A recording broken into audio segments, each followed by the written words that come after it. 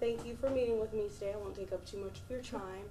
As we know, the winter season gets kind of crazy. We have flu uptick. We also have a lot of stuff going on with babies and respiratory illnesses, and then a shortage with diabetes medication. Sure. How is the hospital dealing with all of these issues? Yeah, the hospital's getting overwhelmed. I think we've seen a lot of national media coverage about the most recent flood of patients coming into the hospitals. Not that we're not handling it, not that we're not continuing to see patients every day, but we're seeing a whole lot of patients come through that we haven't seen before, at least in the volumes, the pure number that we have seen in the past. I think the RSV piece, that was catching a lot of media attention maybe 2 months ago. Most of that's kind of past us for the most part.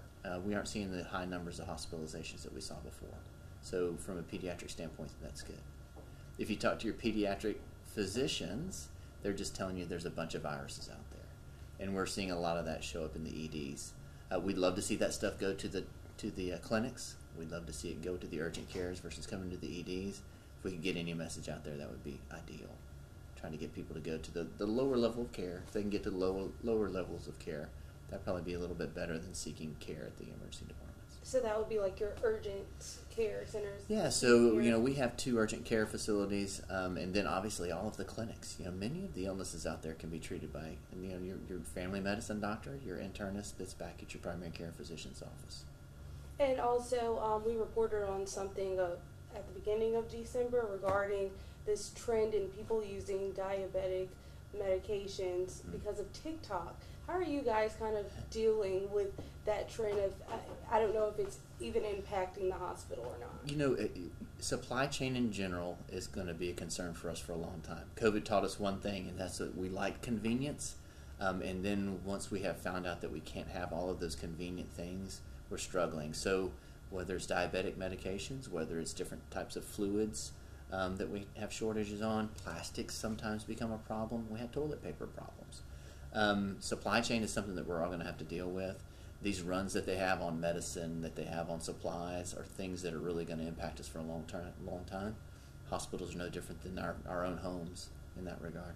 And because of that, and because of COVID, do you think it's kind of set hospitals up for to always have a backup plan because everything happened so quickly with COVID? When you think about what hospitals have to do, we have to take care of people from feeding them every day. We have to give them air conditioning and heat. We have to provide for their security. We have to take care of their health needs in a more acute level of care. In a more acute level.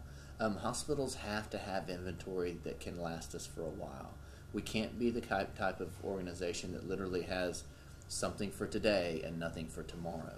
For the most part, we have about 7 days worth of anything on hand at any time. So if we lost all power, we lost all food, all supplies, we could get by with 7 days without having anything else come through.